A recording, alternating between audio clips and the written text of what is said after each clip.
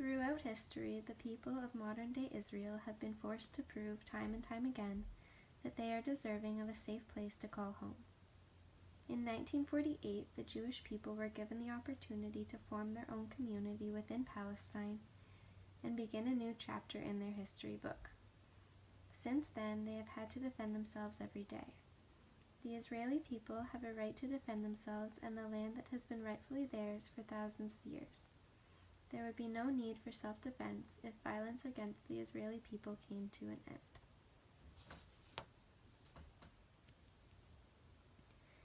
Israel is a state in the Middle East. It was created in 1948 when the United Nations decided to split the Palestinian and Jewish people into two separate states.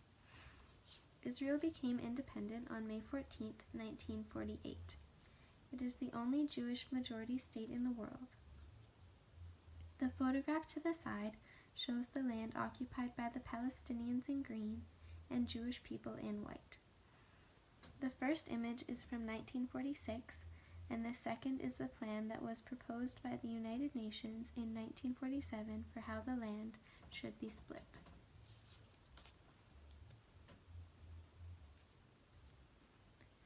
Why was Israel created can take us back thousands of years. In the year 66 CE, the Roman Empire led a series of violent attacks toward the Jewish people. In the year 70 CE, the Second Temple of Jerusalem was destroyed, which caused the Jewish people to flee. They took refuge in the fortress Masada and were able to hold out there for 3 years. Once it became evident that the Romans would overtake Masada, their leader decided that all of the Jewish refugees should commit a mass suicide, which took the lives of over 1,000 men, women, and children. This event ended Jewish rule in Israel until 1948. Those who survived remained in Palestine for a little while, with very harsh restrictions put upon them. The fiscus judicius, meaning Jewish tax, was enough to make most people leave and migrate around the world. Many did stay in Palestine, so there continued to be a small presence of Jewish people living there throughout the years, but the majority could be found all around the world. This map shows the percentage of Jewish people that could be found all around the world after the mass migration.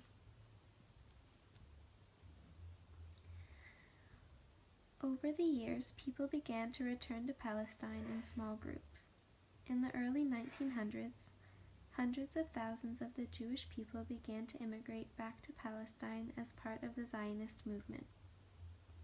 Huge numbers began to arrive as the Jewish people tried to escape anti-Semitic violence and seek refuge in Palestine. Unfortunately, the Palestinian people felt as though their land was being taken over, so violence began to break out between the two groups of people. It did not take long before things started to get out of control, and once things began to spin out of control, the British government made a statement. The Balfour Declaration was announced on November 2, 1917. The British government stated that they had intentions to create a Jewish homeland within Palestine. The League of Nations accepted the declaration in 1922.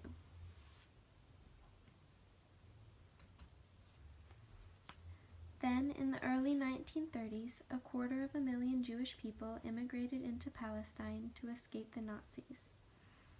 The Arabians attempted to stop this, which led to even more violence and an unnecessary death toll. The British government issued the White Paper of 1939 in an attempt to control immigration. Things became very tense, so Britain asked the United Nations for a solution to the problem. The solution was to create a separate state for the Jewish people and the internationalization of Jerusalem. So on May 14, 1948, Israel was created. The following day, the Arab-Israeli War began.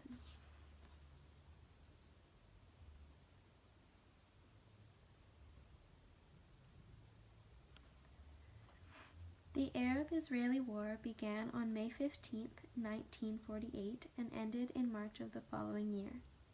The surrounding Arab countries invaded and destroyed many of the Jewish settlements. The war went on for nearly 10 months, and at the end of the war, Israel was able to take over the land that had initially been given to them in the split, as well as almost 60% of the land that would have belonged to the Arabs before the war.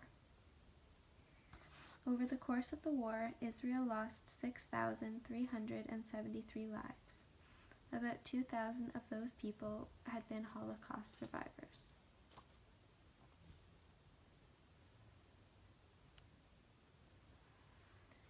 The Israel-Palestine conflict is an ongoing fight for the land.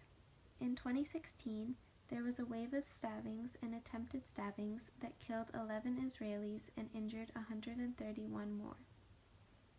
Palestinian authorities have restricted freedom of expression, and they have tortured people and prisoners. In 2016, Palestinian forces violated 2 laws of war when attacking Israel. The ICC is looking into the situation and will decide whether or not it qualifies for an investigation into the crimes committed in and from the people of Palestine. Below are some examples of universal human rights articles that the Palestinian people have disregarded.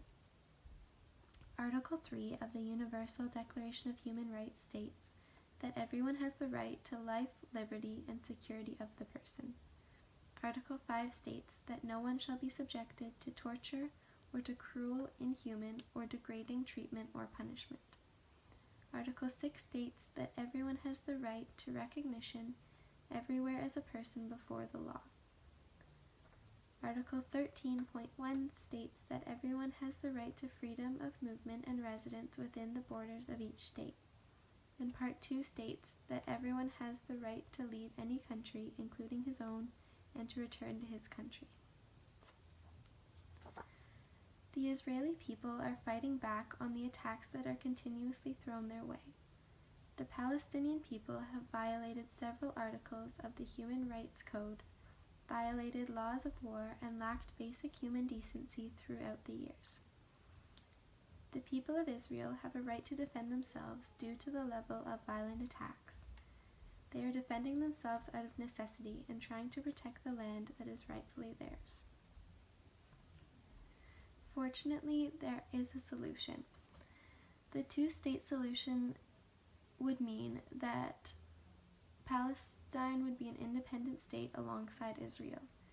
This would help to ensure Israel's safety and allow Palestine to become an independent state.